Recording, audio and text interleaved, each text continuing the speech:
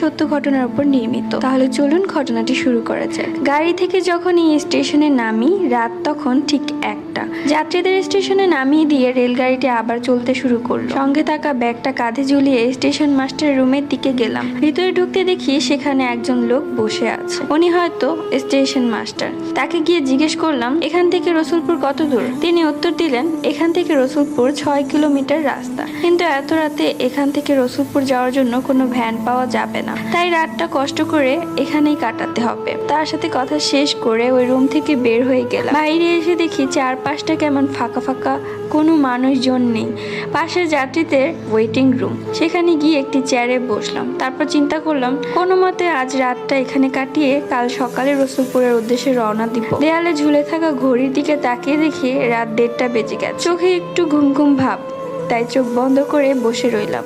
হঠাৎ এমন সময় একজন লোক এসে উপস্থিত। এসে বলে, স্যার কই যাইবেন? রসুলপুর যাব। কিন্তু তুমি কে? আমার নাম মতি, এই এলাকায় ভ্যান গাড়ি চালাই। ও আচ্ছা, তাই নাকি? আচ্ছা, তুমি কি রসুলপুর যাবে? হ্যাঁ স্যার, যাবো, চলেন। মনে মনে চিন্তা করলাম কষ্ট করে স্টেশনে রাত কাটার চেয়ে গন্তব্যে চলে যাওয়া ভালো, তাই ব্যাগটা হাতে নিয়ে বলি, চলো মতি। হাঁটতে হাঁটতে মতির ভ্যানের গাড়ির সামনে গেলাম। সেখানে গিয়ে দেখি একজন লোক আগে থেকে ভ্যানের উপর বসে আছে। লোকটির সমস্ত শরীর চাদর দিয়ে ঢেকে রেখেছে, চেহারাটা পর্যন্ত ভালো করে দেখা যাচ্ছে না। আমি কোনো কথা না বলে লোকটার পাশে গিয়ে বসলাম। তারপরে মতি ভ্যান গাড়ি চালাতে শুরু করে। কিছু দূর আসার পরে আমরা একটি মাটির রাস্তায় উঠলাম। সেই রাস্তার দুই পাশে ছিল বিপত্ত ধান ক্ষেত। যতদূর চোখ যায় শুধু হলুদ পাকা ধানের শিশি। মাঝে মাঝে রাস্তার দুপাশে হালকা কিছু গাছ দেখা যাচ্ছে।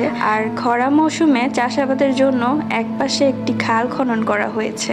আকাশে হালকা চাঁদের আলোয় তারপরও চারপাশটা বেশ পরিষ্কার দেখা যাচ্ছে। আশেপাশে কোনো জনবসতি নেই, তাই চারিদিকে শুধু ঝিঝি পোকার শব্দ ছাড়া কিছুই শোনা যাচ্ছে না। মাঝে মাঝে শুধু দূর থেকে একটি খেক শিয়ালের ডাক কানে ভেসে আসছে। কার্তিক মাসের শেষের দিক, তাই হালকা একটু শীত পড়েছে। মাঝে মাঝে হিমের হাওয়া শরীরে কাঁপন ধরিয়ে দিচ্ছে, তাই ব্যাগ থেকে জ্যাকেট নিয়ে গায়ে জড়িয়ে নিলাম। একটু পরে মতি জিজ্ঞেস করে, স্যার রসুলপুরে আপনার কে কে থাকে? রসুলপুরে আমার এক বন্ধুর বাড়ি, কিছুদিন পরে তার বড় ভাইয়ের বিয়ে, তাই যাচ্ছি। ও আচ্ছা।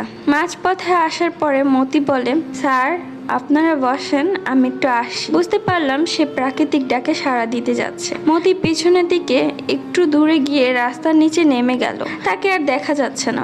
অনেকক্ষণ বসে থেকে আমার কোমর ব্যথা হয়ে গেছে, তাই ভ্যান গাড়ি থেকে নেমে রাস্তার মধ্যে একটু হাঁটাচলা করতে লাগলাম। অনেক সময় হয়ে গেছে, কিন্তু মতি এখনো ফিরছে না। আমি তখন তার নাম ধরে ডাকলাম, কিন্তু কোনো উত্তর পেলাম না।